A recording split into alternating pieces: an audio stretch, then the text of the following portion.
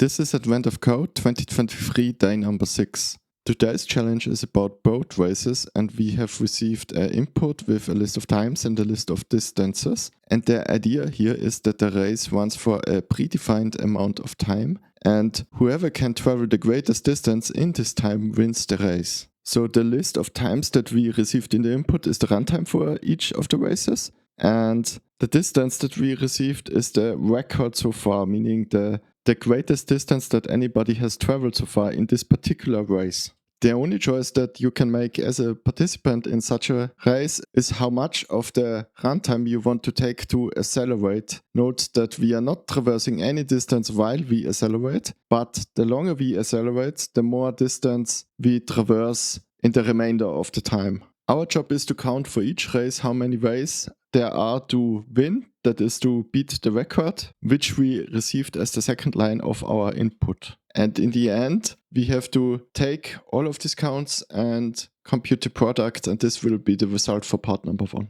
As always, I have already prepared 2 functions to speed things up a little bit. Both functions take the input line by line and return an integer, which is the result. For this assignment, I'm creating a new variable, a list of integers that I'm calling ways to win, and in the end I'm returning the product using the product function from the math module. Next we have to pass the input, and for that I'm using the regular expression library and a list comprehension to convert all of the strings to integers. I'm doing this for the first line of the input, which is the times, the runtimes of the races, and then again for the second line of the input, which is the record holding distances for each race. Next we have to iterate over all of the races, and for that I'm using the zip function, which is a very convenient way to iterate over 2 iteratables at the same time. Then inside of the loop, the first thing that I'm gonna do is append a 0 to my ways to win result list, and we will increment this for each way that we find to beat the record.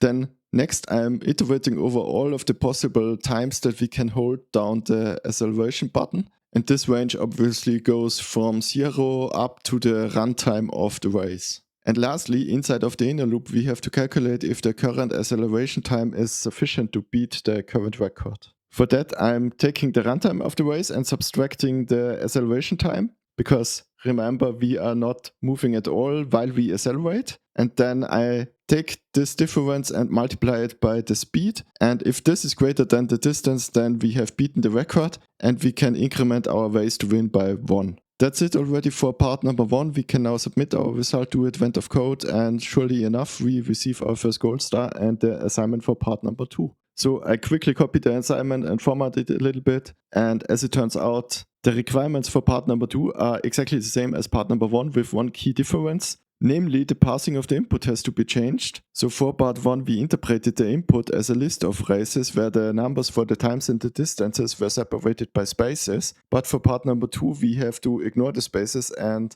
take all the digits and interpret them as a single but much longer race. The easiest way that I could think of to do this is to copy the implementation of part number 1 and then remove all the spaces from the input before we pass it. And with that we are done already. This was easy.